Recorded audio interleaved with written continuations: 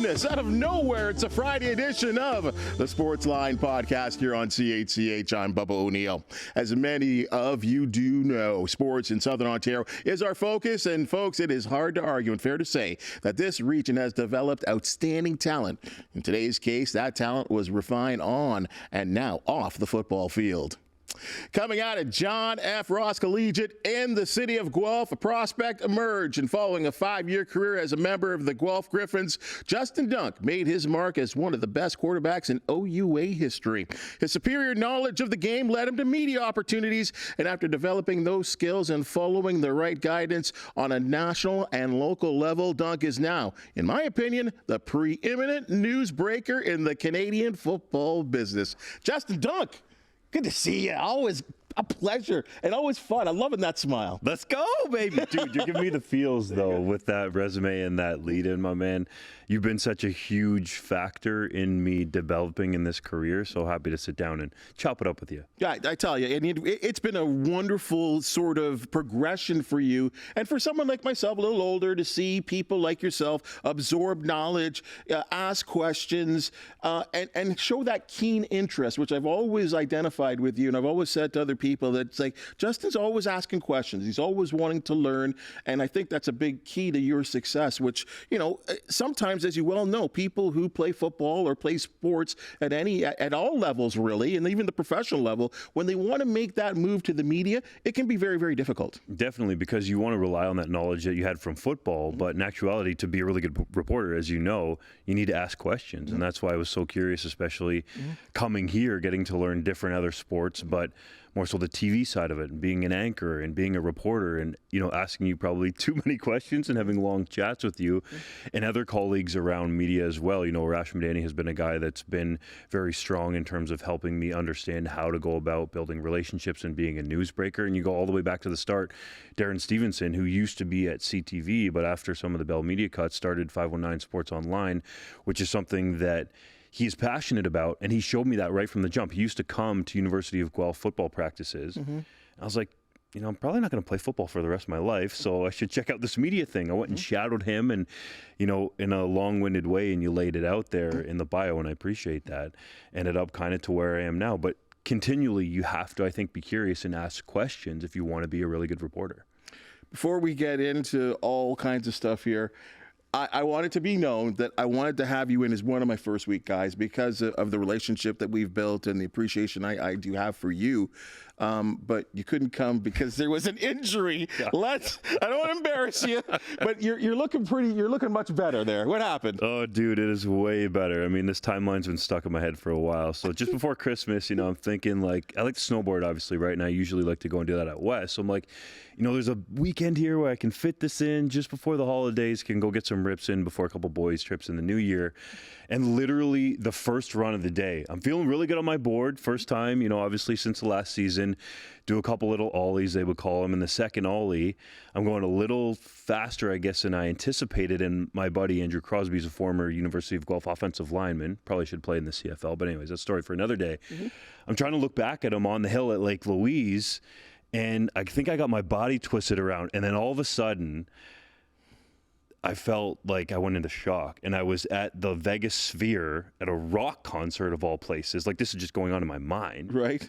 And I'm thinking, this isn't right. And then I kind of start to come back to and feel the pain. And my buddy explains the story to me afterwards, and he says, yeah, dude, like, you told me it wasn't good, and then all of a sudden you were out. And I was like, wow, that's kind of scary in a way. But I knew it was one thing, and then it was bad. So essentially just really badly dislocated and broke this left wrist here. You can see the scars about 3 inches. Oh, wow. Yeah, so I needed some rehab time just to make sure that I could actually drive out to the studio and do simple things like that. Yeah. So my advice to any people would be, if you're going up for your first run of the year, skiing or snowboarding, anything like that, just take it easy. Take it easy. And you're in a big hill. You're not in Glen Eden. You're in a big hill like that too. So you were completely knocked out. Yeah, I was out for, my buddy said, about 30 seconds. Right. So he thought that I had a concussion, which wasn't true. I think it was just from the pain and the shock. It was really severely dislocated. Like, if I showed you the x-ray, it was punched way back. And I think that shock just set in, and that's why I ended up going to Las Vegas in this rock concert in my head. And then came to, and, you know, we had this nice little lady who came and put me in that ski sled thing to ski me down the hill. And I was just like, get down there as fast as you can. It hurt. So it hurt a lot, but it was just more so the stopping. Right. And the jostling from being in the cart. So, did the whole deal, went to the ambulance, went to the Banff hospital. They reset it, got back home to Guelph. Fortunately, got lucky, got quick surgery, had surgery actually on Christmas Eve, so that was a nice way to spend it, but I was happy to have it done. Wow. And then now, man, we're on the road to recovery. The key, I want to get back to I might just be a golfer now. But you're a kind of guy that does a lot of different things. You've always been that way. We showed a little montage of you of some of the things you did here at CHCH, just kind of throwing frisbee in the wind. Like, you did all kinds of stuff, which was great to see. But let's talk to some about the CFL stuff right now. And I think it probably got to be good for you because we had this free agent frenzy, we'll call it. They borrowed the name from the National Hockey League. But it's kind of come down, it's quieted down. And I think really just looking forward to training camp now. Definitely. I mean, there's the CFL Combine process too, right? That'll be at the end of March. The national version of it will be in Winnipeg, and then you kind of go through the draft stuff, which the team at 3DownNation follows very closely. But yeah, you're right. Like, to the more sort of lay CFL fan, it's more about training camp now because a lot of those pieces are in place. And, you were asking to have me in, but, at that point, I was just hoping that I could text enough to keep up with all the free agency news because of the broken wrist. And fortunately, I was. And I really like the way that CFL free agency is set up now. The league doesn't like calling it this, but the legal tampering window that you have for about a week where teams can fly players in if they want, right? If it's a pending free agent, like let's use Tim White as an example. If the Ottawa Redblacks wanted to fly him to the nation's capital, they could have done that and really get to know people. So I like the way that it's worked out for the players from that perspective, but also selfishly from a news breaking perspective. It's kind of slowed things down because the old way of free agency used to open at noon on a day, somewhere in mid-February. And it was just like go, go, go. Like, you had to be texting and calling as fast as you could. But now you kind of have the big guys off the top. And that was really Brady Oliveira and Matthew Betts to start this free agency process. We're kind of holding things up because, there's a handful of teams in on those guys with big money. For example, the Tiger Cats offered Oliveira $275,000. Like, in the CFL, wow, that ain't no chump change. No. Right? They wanted a ratio breaker in there and try to take him away from Winnipeg, bring him into this new regime with Scott Milanovich and Ed Hervey. But there were other teams in the mix too, right? Toronto, to a smaller degree, BC had a significant offer on the table. But, ultimately Oliveira came out and said this after he wanted to be in Winnipeg. So you kind of have to wait till those big ones happen, and that's kind of where you focus your energy. I won't give a lot of the secrets away, but you kind of go through your list and have everything ready and understand how things are going to break and what you need to follow. I have to say, from a media standpoint, my side of the media, and even as a fan, I appreciated this type of free agency, the hype, and I know that I kind of had to tag on to every. It was a verbal agreement, right? Like, nothing's been signed. There are things could change, and I don't think too many changed. But I thought it was really, really fun to get that hype going. And I think to see what does the National Football League do better than anyone else? Hype, chatter, talk, reaction, hot takes. And I think you actually got some of that combined with the social media aspect all across the nation. I talked to a couple of people across the nation about what the Tiger Cats were doing. And then, of course, my interest was like, hey, what's going on in Saskatchewan? What's going on in BC? So I think the CFL did do a really, really wise thing there. I think, as you said, they probably didn't want to do it. They don't like doing it. But in terms of creating interest, they certainly did a good job. I want to know about Justin Dunk and why football. What was it that made you love football? Dude, you're making me feel the feels here a little bit.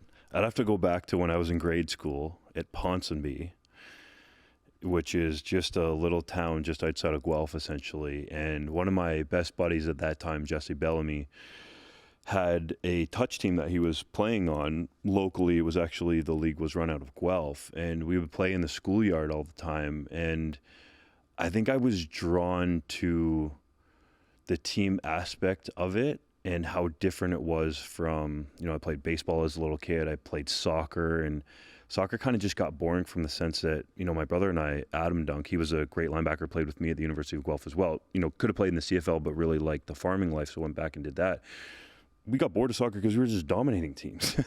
So we're playing all these other sports. We played a lot of pond hockey, never really got into that rep side of it because I didn't kind of feel like that was a fit from a cultural perspective, right? And, that's come out with some of the stuff we're seeing with Hockey Canada right now. But football just had this unique team aspect to it, and it had this allure to me to it. And it wasn't something that you could, I feel like, just pick up and do right away, that you had to develop bonds with people, right? Like kind of similar to how I operate now with 3DownNation.com or when I was at CH, is that you're only going to be as good as your team. And I really like that aspect of it. I played a lot of golf when I was younger too. I've gotten into tennis now, and those are different in their own right where they're individual, but the football part really grabbed me and brought me in.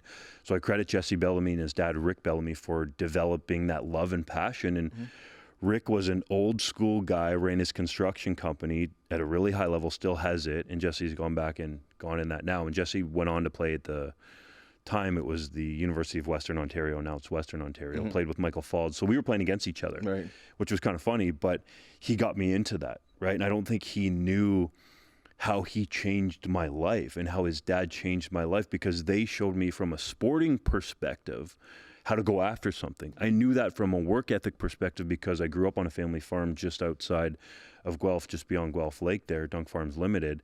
So I knew about hard work, right? That was easy. That was second nature. But what I didn't know about was how to apply that to football and how to get better. And those are lessons that I still think about today, growing up on the farm and playing football. But it was really that. And then taking it to the next level where, I started to watch it. But back in those days, games weren't readily available. So when you could watch Doug Flutie playing for the Toronto Argonauts, which is etched into my memory, and then got lucky one time because our minor football association in Guelph, if my memory serves me right, goes down to the Dome, and you see this dude, Flutie I'm talking about, in like a cut-off crop top shirt right here, right? And you think like, man, he's not even that tall. But he looks cut like a superhero, running around on the field, obviously making so many defenders look stupid, throwing for 5,000, 6,000 yards, running for a bunch of yardage and touchdowns too, that you're like, man, I want to be that dude. I want to be that game changer. So I think it was a combination of the Bellamys, bless their souls, and watching Doug Flutie. It's amazing. And you would go on from the high school levels to Guelph University prospect. And hey, I'm not going to embarrass you here. I want to show some video here. Like, Doug, I remember, and this is my kind of young days on television here, and of course these games were more televised. These games were more readily on television now. It's a shame we don't get more university football games on television.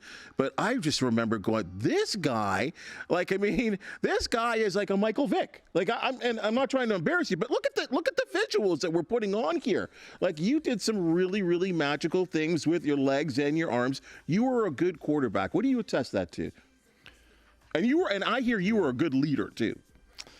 Man, could have been better as a leader, but I will say it was just this passion, and I think you understand it. Like when I came in here and saw you today, screaming, "Let's go!"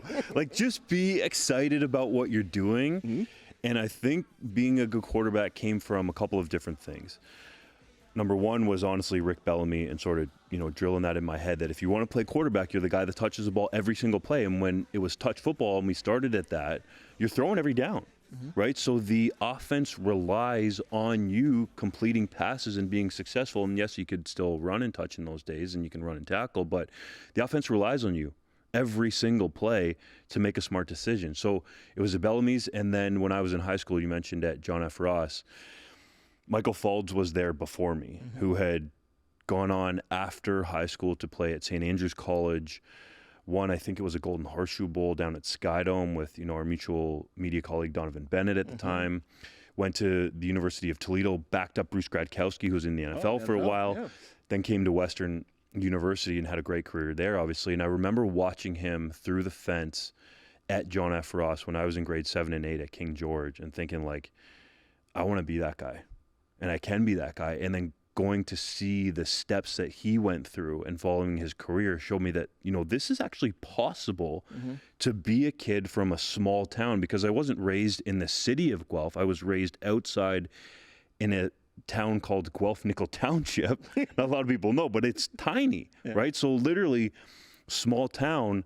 And Michael Folds was from a place called Eden Mills, which was, again, outside of Guelph. We both bussed in when we went to John F. Ross. And fortunately for me, there was a strike year in there where Michael went on to that private school to play at St. Andrews College. So in grade 10, I was the guy. Varsity football, here I am, you better go and get it. And I think I learned in that grade 10 year that you better have the respect of your older teammates. Right. There were a number of them that I went on to play with in university, Drew Davenport and Colin Dyer on both sides of the ball, who were excellent high school football players, very good in university football, but I had to get their respect. So I think that's how I learned it, is from Michael Folds really believing that this was a possibility, following his career, and then early on knowing that if you don't have the respect of your teammates, even if you maybe don't get along and you're not the best of pals off the field and hanging out all the time, as long as you have that respect come game day, then your team has a shot to be successful. You know, let's look at some of these statistics. And as we do, we joke about the Canadian Football League. Sometimes, I don't know what it is with this country, like finding statistics sometimes can be really, really difficult. Now, I believe these are as close to as true. I don't know how much you remember, but like we're talking about school records here that are and when you left the school, you had every record. Like, I mean, and there was some fabulous there's some fabulous quarterbacks that came through the Guelph University program, and you topped all of them. And I thought it was great. I mean, when I see you could not talk about Justin Dunk and put these statistics together without also talking about the rushing aspect of your game as well too. So you were kind of like that. The quarterbacks we see today, we talk about Josh Allen, like we talk about guys that are mobile, and Lamar, like these are guys that maybe playing ball like that at the time, it was more about the drop back guy. You kind of developed those different kinds of skills, which made you obviously a little bit different, and I guess in some ways hard to bring down. Yeah, you're taking me back down memory lane, which I usually like to just forget and kind of be the media version of me these days. But I will say the passing yards were a little bit higher than that. They were in the 9,000s, but I think you got a passing touchdowns right, 63, which is pretty high in the OUA record book. And then the rushing yards, man, it was so hard to put together, but credit for you for finding that. It might have been a little bit higher than that, but anyways. Being that guy at that time, though, I will say that I felt like I was just a little bit too early in terms of really getting a CFL shot. Because I can remember going through the process, and after my first year at Guelph, when I started, I think it was 4 or 5 games, my first start ever came against Ricky Foley, which was terrorizing, but also good because he went on to have a long, successful career, multiple Grey Cup champion. And I thought, am I going to stay at quarterback or am I going to switch to a different position? And our trainer at the time, Chris Munford, who is renowned and now is, down in California doing his thing, for people that want to look him up, like he has worked in the NBA, has worked in the NFL, and worked with athletes all around, came to me, and I think he saw that passion in me, and he said, you could make the CFL guaranteed if you switch to receiver or defensive back right now. But here I am thinking, well, Guelph hasn't had a quarterback half decent in nice terms for a long time here. And my goal when I came here was to change the program, to make it respectable and at least competitive game in and game out. We didn't win as many games as I would have liked to, but I felt like each week we at least had a shot, no matter who we were playing. And yeah, there was a couple blowouts in there because Laurier was really good at the time. They won the Vanier in 06 in that crazy game at Everwin Stadium. But I wanted to make us competitive, and I thought, like, if I switch, I just don't see us being competitive the way that I wanted it to be. So he said, okay, if you're not going to switch, then you need to be committed to this, and you need to throw as much as an American quarterback would throw. So we had sort of this makeshift bubble, kind of a dome thing. And I was like, all right, like, I'm going to show you. Get up early, get the receivers out there in the winter, go and throw. But then at the end of my career, you have CFL teams coming to you saying, like, would you be open to playing receiver? And it's like, yeah, I'd give my left nut to play in the CFL. Of course. But it was at a time before a lot of Canadian quarterbacks, a la, let's say right now, Trey Ford, and I'm not saying I had his athleticism, but we're really getting those opportunities, and we're getting drafted, and not just drafted, but when we talk about Trey Ford, obviously a Niagara boy, getting drafted in the first round. He has crazy athleticism. I didn't quite have that in terms of the speed and the sheer explosiveness that he has, but I kind of felt like, I missed my era. That said, from a physical standpoint, I'm happy to be on the media side because you don't have to take that beating, right? Yeah, I tell you, and that's the thing, because I know there were some other opportunities. I guess the BC Lions were one that were interested in you as a receiver, which again, and I'm glad you stayed true to what you wanted to do, because we just look at the video there. I mean, just outstanding football, and as you said, Guelph, maybe having some struggles in those days and getting them to an OUA final. If you help me out there, yeah, you got that big shot against Western too. Your face falls, right? Did you not? Yeah. Which would be just outstanding. I mean, look at you. This is Iverwin Stadium here against the McMaster Marauders. That was that playoff run, actually, in 07. We upset Mac, then we upset Laurier, where we're down either 24 or 28-0 against Laurier in the OUA semifinal. I'll never forget standing on the sideline with Kyle Walters, now the Winnipeg Blue Bombers GM, and thinking, 24 times 4, carry the numbers. We're going to get beat 96-0. We literally said that. Lo and behold, Jed Gardner returns a missed field goal, 100 and something yards, and we come back and win the game.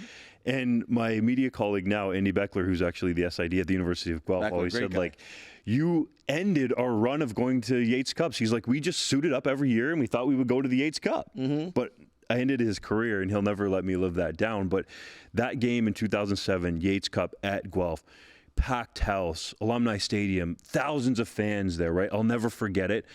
But the other thing I'll never forget about, and this is why I'm big on mindset now, is our equipment guy at the time, I'll tell this really quickly, was Jim Ryan. The week leading into the game, he decides to put either circle or square of tape on the table that's in the middle of the dressing room. Okay, talk about superstitions in sports, because we had beat Western that year on homecoming in 2007, which is a massive deal at Guelph. Usually gets 10,000 fans, and he's like, "This is where the Yates Cup is going to go," and I'm like, "Dude, what are you doing, man? Like, talk about not touching the trophy. You're already putting the tape down." And just from a mindset perspective, right? I'm thinking all of us need to know that this is a different Western team, because we had actually sent Western to 0-4. Then they won 4 straight, and they went on a run like us in the playoffs, upset a couple teams on the road to just get to the Yates Cup. I'm like, we are both different teams now. So I was so upset when he put that tape down. Now, that's obviously not the reason that we lost, but just that day, we didn't win, but looking back on it, so many people that were involved, but I felt great for the seniors of that team, that they got to experience that. And yes, we didn't win, and I like to think I'm an ultimate competitor, but they at least had that experience, because there was nothing like it. The whole place was packed. It was rocking. And that is the beauty of Canadian University football. I remember that. I remember that game, because there was so much hype. There was a lot of hype about that game. I mean, and again, because it's Western, and an opportunity to knock off Western is always the big thing here in OUA football. Now, so then the football career morphs into something, and it morphs into an opportunity to write for the school paper and contribute there. And then other opportunities, the Score, OUA TV, Sportsnet are there. Kind of explain to me how you morphed into the media side of things. Yeah, I just kind of went after, right? Same thing as wanting to be a really good quarterback. And I realized, as I mentioned earlier, Darren from CTV, who's now with 519 Sports Online, that I need to start to use some of those connections. So Darren was actually a reference for me to get me into the Ontarian through that interview, which at the time was like the biggest deal of my life. And for the people that don't know, like, the Ontarian actually is an independent student newspaper at the University of Guelph that pays. So I was like, instead of going to college and learning this in a journalism program, I can get some on-the-job training while I hustle at the other end. And Darren knew a guy by the name of Jamie Stein, who worked for CFL.ca. So forget the combine year that it was. It might have been 2011 combine, which I think was Enoch Muamba blowing it up when he went number 1, was my first combine. And I just got in there and said, hey, I'm willing to do anything possible, right? Paid or unpaid, just to get some bylines on CFL.ca at the time. And I ended up carrying that through, and I really kind of built this niche where I felt like I don't think that Canadian prospects, either going to the NCAA or going to the CFL or going to the NFL, are getting enough coverage. So little did I know, I'm starting to build this Rolodex of guys and scouts and agents and respected coaches in the league, because I wanted my content to be high quality. So I wanted to say, if Bubba was going to come and read my article on this prospect, that he knew that this was a real honest take on where this guy was now in his potential and upside. So as And from someone that's played the sport. Yeah, I mean, I guess that helps. Sure it does. I kind of, like to think of my media doings as they stand on their own. Right. But I guess from the outside, that is, a valid take. So that's kind of how I approach my content. And, I think other people saw that, right? I had known Tim McAuliffe from covering my games, as you mentioned, just to get those highlights. It'd be great to see games on weekly, but Timmy was calling those games on a weekly basis. So I got to know him, and I think he saw that passion. So he actually told me, go out and get some experience. And when there's an opportunity at the Score, because that's where he was at the time before the TV part split and went to Sportsnet, he's like, we'll see if we can get you in there. So I spent a year as the staff writer and I guess video analyst for the Hamilton Tiger Cats in their internship program, which I am eternally grateful for because I followed the team for a year, was there all the time, was at practice, was at all the games, sort of understood how it worked behind the scenes, and a position opened up at the Score, near the end of that season, and went to the Score and just, kept at it, right? Talked to people whenever I could, asked them how my highlight packs could be better. You know how that is when you're in the trenches grinding it out, and then you see how they go about their business. So I would say probably the biggest break came when actually I had an injury to my left hand at that time with a cast on. The Score had just sold its television rights to Sportsnet, which you know all about. And I think the year was maybe 2012. So they had the Canadian University football rights, and they wanted to go after it in a big way, kind of do it like College Game Day in the States, where they had a desk set up at each game of the week. And Tim McAuliffe was going to call the game, so I thought, this is my shot. I got to get in there. But at the time, I was nervous. I literally had my girlfriend at the time sending my emails to people for me, to Greg Sansoni, because I was like, man, I don't know if I can write this email properly. So we get on set. I guess it was half decent, and I end up being the sideline reporter for those games and just continued to stack and build from there. And it's amazing to see because that's when I started. I'm like, hey, he's on TV now, right? From doing your highlights here at CHH on the weekends, but then knowing people, because I had left Sportsnet at 2010, but then knowing people, Dave Rashford, I could go on and on about guys that of guys that I could think of that knew you and said, hey man, this Dunk guy's a really cool dude, and he's working really hard and he's doing really, really well. So all this is going on. You're learning media on two prongs. This is what is special. You're learning media from a television aspect, but you're also learning media from a print aspect as well too, which is a double coverage. Great job, smart thing by you, and the way all things would end up. Then next thing you know, you're knocking on the door at this network. What happened? Bro. Okay, I'll try to tell it quickly because I know there's kind of a timeline on the pod here, but I'm at Sportsnet doing my thing on the sidelines. I'm maxing out their CFL freelance budget. They didn't have the rights, still don't at the time from a TV perspective.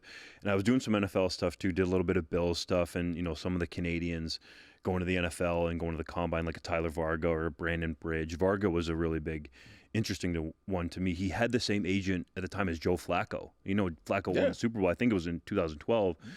His agent's name was Joe Linta. And that's when it really hit me that it's just people. Linta was representing Tyler Varga for the uninitiated, who was a Canadian running back, went to Yale after starring at Western for a year, and then got a look and went to the NFL Combine. And I remember going down that Combine being so scared, right? Because you think it's a big, bad NFL. And Joe Linta was bugging me saying, what, you don't have enough time for me? Come on, come out. Got to have a drink and catch up. I'm thinking, this is the agent for Joe Flacco who just negotiated that mega contract after he went on that crazy Super Bowl run. He's talking to some skinny white Canadian saying, I'm like, you don't have enough time for me. So anyways, we were joking around, but that's when I really realized, it's just about people.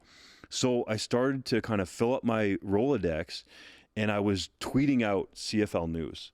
And Drew Edwards, who's a longtime beat writer of the Hamilton Tiger Cats for the Hamilton Spectator, had just started this website called 3DownNation.com. And thank God he came to me and he said, I see you just tweeting this news out. That only does Twitter and now X any good, right? It doesn't do you any good. Doesn't help drive any traffic. He's like, why don't you come over here in a part-time role, see if we can build this thing and build some page views and make it into something. And I was like, what do I have to lose, right? I was working full-time at Sportsnet. I was just on the grind kind of 24/7. I'm like, this is okay by them. So long story short, that ends up becoming a full-time thing. And I'll never forget, I put my resignation in, and Scott Moore who was the president of Sportsline at the time, calls me up to his office on the last day I was there, and I was like, did I mess up a highlight pack or something? You know how it is, right? Scared. Like, what's going on? And he's like, are you going to a newspaper? Is this what I'm seeing? And I'm like, no, it's kind of a newspaper, but it's really more for this football website. And he's like, well, can you give us some time to like see if we can find something to keep you here? To his credit, right? He didn't have to do that. And I was like, yeah, like you probably have a few days, but like I just don't know if you can match me being able to do football full time. Long story short, that didn't happen. And 3DownNation grew into something that I don't think we ever thought it would grow into. And there was a point though with the parent company that owned it at the time where they wanted to go all subscription based. And Drew and I didn't feel like that was the way to go. So we took it independent, and I felt like the timing was perfect because that job had just opened up at CHCH. And then I think I even saw you at the East Final that year, and we talked about, the possibility of this, and lo and behold, ended up at CHCH. It was crazy. The fun part for me was to see you develop, not only as a guy that sat there at the desk and did your highlights, and those are things that you could actually do very, very well, but you started to report. You started to do stuff for Morning Live. You developed this, like, you and Nicole, I don't know what it was with you two. And people would write me about it. Like, it's like, are they married? Like it was funny. Like, you guys developed, and that's the fun part about television, is developing, as you say, developing those relationships, because people start to like that stuff, right? And they start to say, and to the point that when you left, look at this, Dikembe Mutombo, right? Like, you did your sports stuff, but when you left, it's like people were like, what happened? Where did he go, right? Because you had really developed a nice relationship with people at this station, and you learned other skills. Yeah, I guess that was maybe something, if I look back on it and think that maybe I should have done it in a different way, but I think you know me well enough by now that I don't like to talk about myself. Like, this is difficult for me to do. And I just felt like, having kind of a goodbye segment or something like that, it just wasn't me.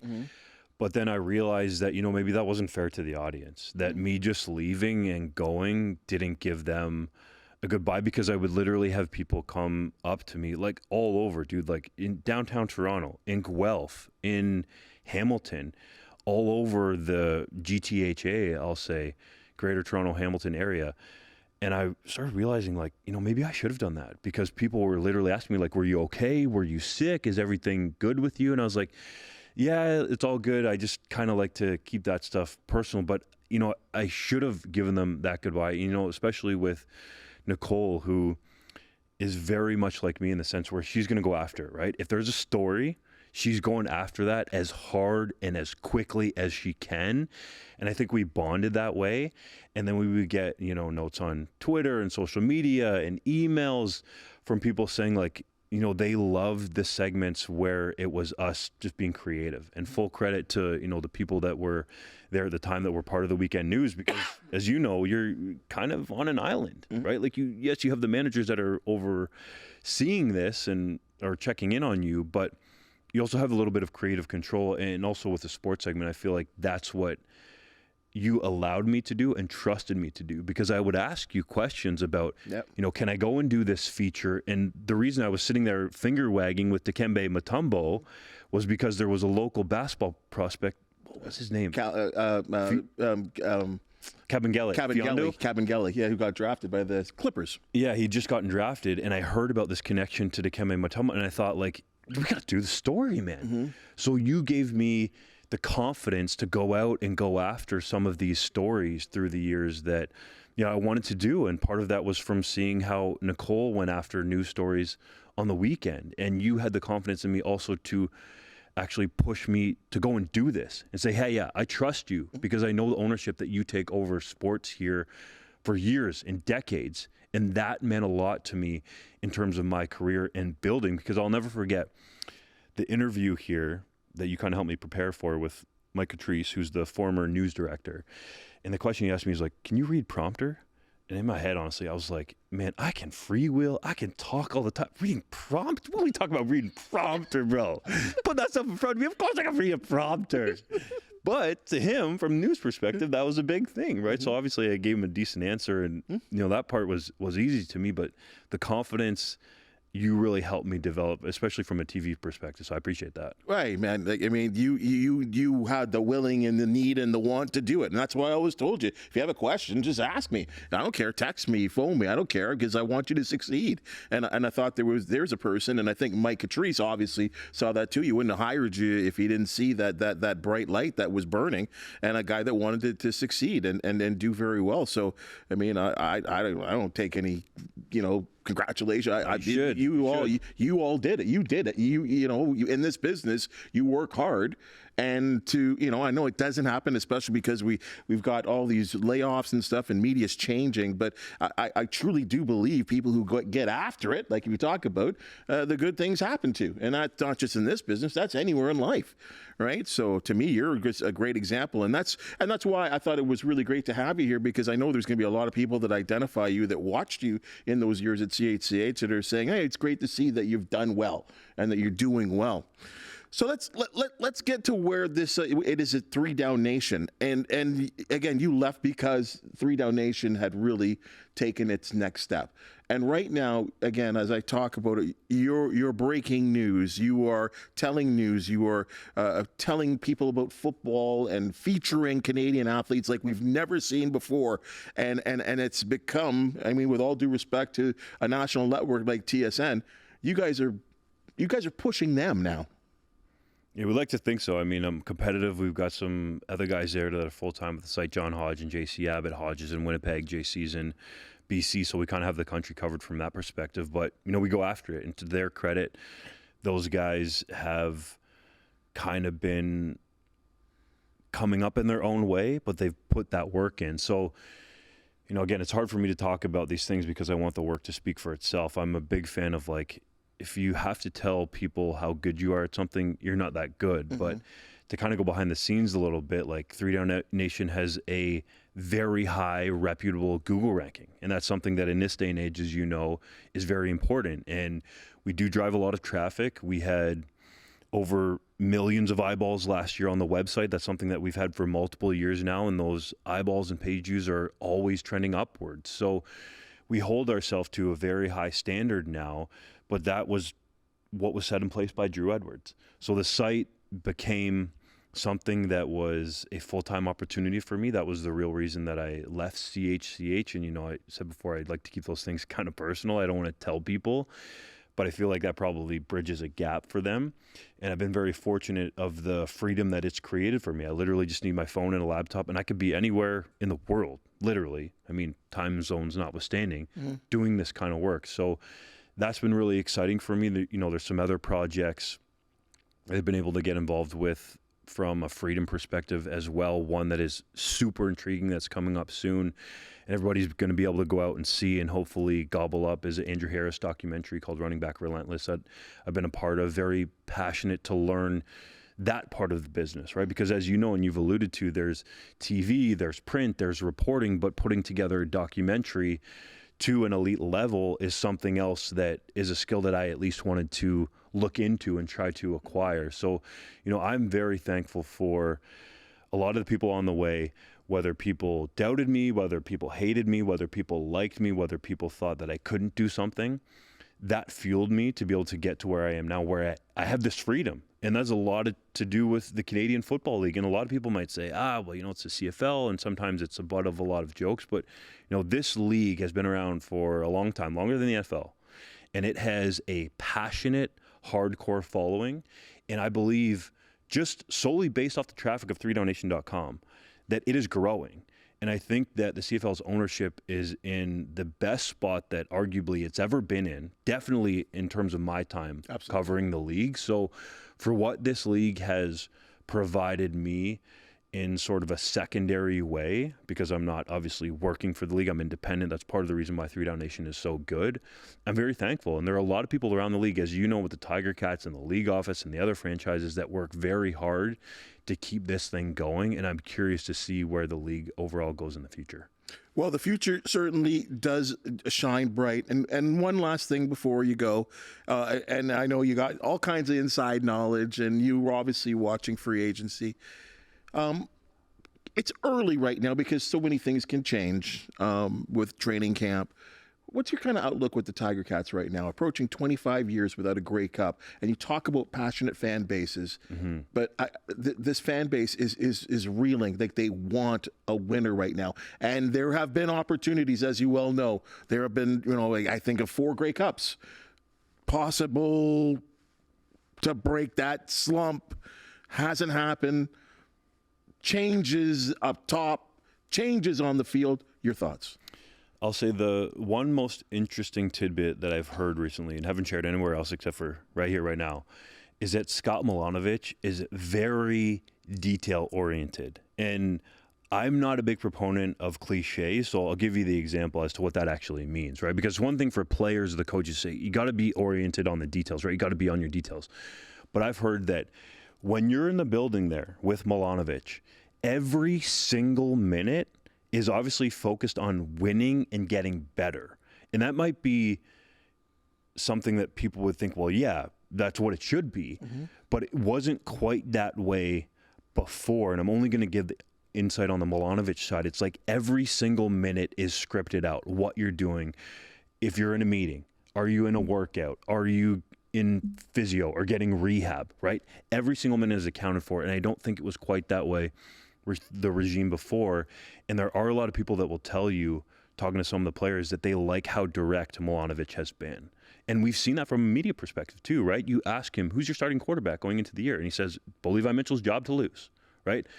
With all due respect, you ask Orlando Steinauer in other years, and I get there's a competitive sort of tip to this, but he might not tell you. Or he might say, well, Jeremiah's our guy for week 1, Masoli back in the day, but we don't know who it's going to be for week 2. So I think the direction that Milanovic has and the specific details that he's going about behind the scenes and letting guys know where they stand can help this team. So I'm intrigued to see because of the defensive pieces that they've brought in, right? Brandon Barlow on one side. Sorry, Argos. In the middle. Yeah, exactly. Jamal Peters taking those 3 guys away.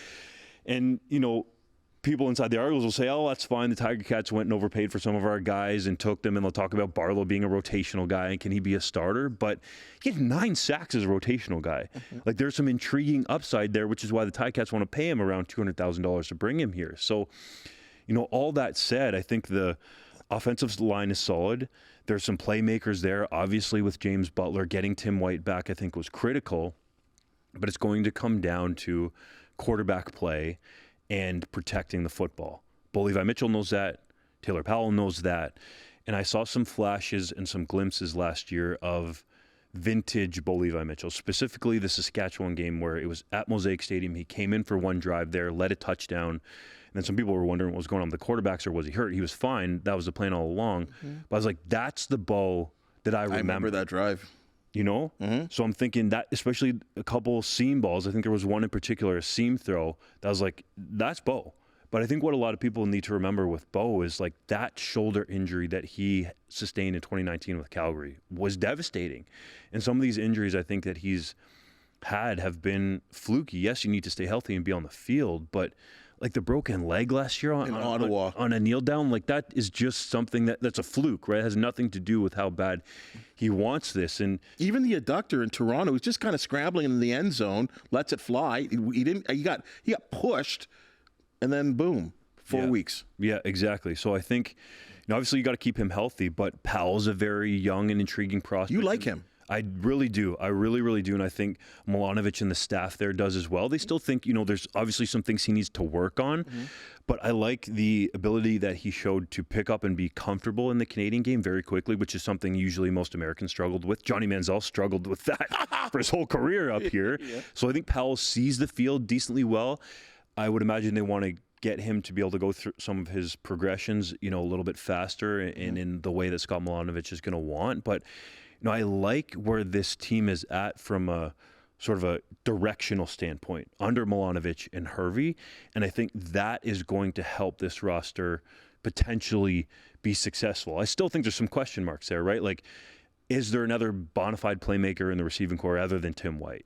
I do think Terry Godwin can be really good, and I think he had an underrated season with 3 guys throwing him the football. But we need to see some of these other guys step up, and Omar Bayless. And maybe for people that are in Steeltown that saw him for a short little bit, this is Justin McGriff. He's got the size and the speed, but, we'll see. We'll see. I think it's definitely intriguing with where the Tiger Cats are at, what they're doing. You have to like that they solidified the lines, and the offensive line is solid. That's one thing. If you have a solid offensive line, some quality Canadians, and a quarterback who's playing at a decently high level, you have a shot in the CFL. Mm-hmm. You know, Justin, I'll tell you, I'm looking forward to the season already from a standpoint of the media standpoint, the fun point of seeing the guys on the field, the media standpoint that you guys certainly provide. This has been a lot of fun. You know, as I said to you, come back anytime. You know that. You're an invite in this station all the time. The work that you put in and the attitude, it's a wonderful thing. And for me, for someone that saw you play on that hard-nosed guy on the football field, to see what you developed into me is a real treat. So thank you for coming in. Big example to a lot of people. Appreciate you, my man. You were a huge part in the development. I know you don't want to hear it, but you were, Bubs. Folks, Justin, just one of the many success stories we love to bring to you. And if you do know of an athlete, team, or an event to promote the Sportsline podcast, want you, look us up on many of CHCH's social media platforms, and we'll get you in for a chitter-chatter. And while you're at it, please comment, because we really do appreciate your feedback, because it makes us better. For the talented minds and hands that make this podcast possible, thank you so very much for joining us, and we'll see you next week.